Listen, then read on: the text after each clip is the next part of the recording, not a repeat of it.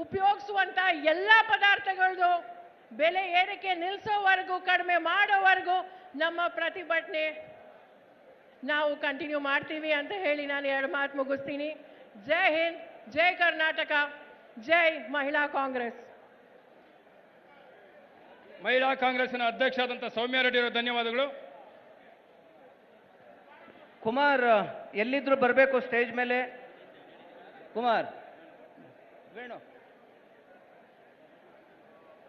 ಈಗ ಸಭೆಯನ್ನು ಉದ್ದೇಶಿಸಿ ಬೃಹತ್ ಕೈಗಾರಿಕಾ ಸಚಿವರಾದಂಥ ಸನ್ಮಾನ್ಯ ಎಂ ಬಿ ಪಾಟೀಲ್ ಸಾಹೇಬರು ಒಂದು 2 ನಿಮಿಷ ಮಾತನಾಡಬೇಕು ಅಂತೇಳಿ ಮನವಿ.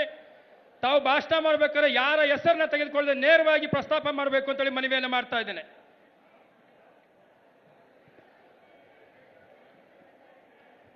ಈ ಒಂದು ಬೃಹತ್ ಪ್ರತಿಭಟನಾ ಕಾರ್ಯಕ್ರಮ ಕೇಂದ್ರ ಸರ್ಕಾರದ ಜನವಿರೋಧಿ ನೀತಿ ಮತ್ತು ಇತ್ತೀಚಲಾಗಿ ಏನು ಗ್ಯಾಸ್ ಸಿಲಿಂಡರ್ಗೆ 50 ರೂಪಾಯಿ, ಪೆಟ್ರೋಲ್ ಮತ್ತು ಡೀಸೆಲ್ ರೇಟ್ಸ್ಗೆ ಹೆಚ್ಚಳವನ್ನು ಮಾಡಿದ್ದಾರೆ.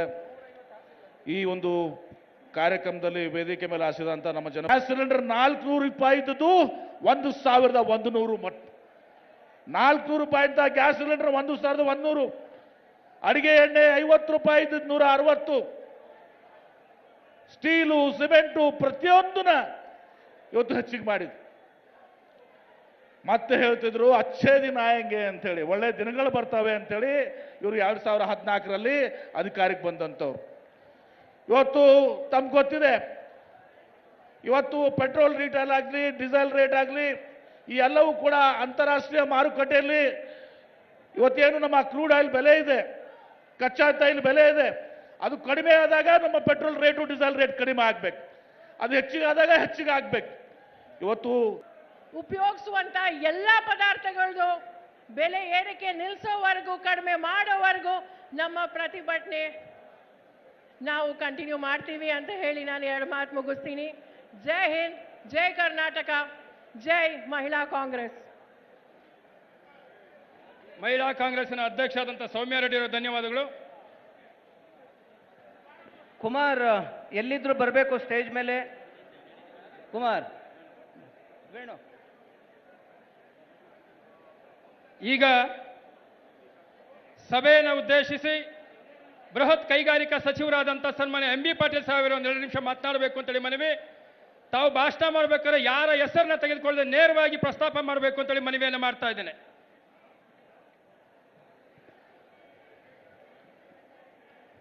ಈ ಒಂದು ಬೃಹತ್ ಪ್ರತಿಭಟನಾ ಕಾರ್ಯಕ್ರಮ ಕೇಂದ್ರ ಸರ್ಕಾರದ ಜನವಿರೋಧಿ ನೀತಿ ಮತ್ತು ಇತ್ತೀಚಲಾಗಿ ಏನು ಗ್ಯಾಸ್ ಸಿಲಿಂಡರ್ಗೆ 50 ರೂಪಾಯಿ, ಪೆಟ್ರೋಲ್ ಮತ್ತು ಡೀಸೆಲ್ ರೇಟ್ಸ್ಗೆ ಹೆಚ್ಚಳವನ್ನು ಮಾಡಿದ್ದಾರೆ. ಈ ಒಂದು ಕಾರ್ಯಕ್ರಮದಲ್ಲಿ ವೇದಿಕೆ ಮೇಲೆ ಆಸಿದಂಥ ನಮ್ಮ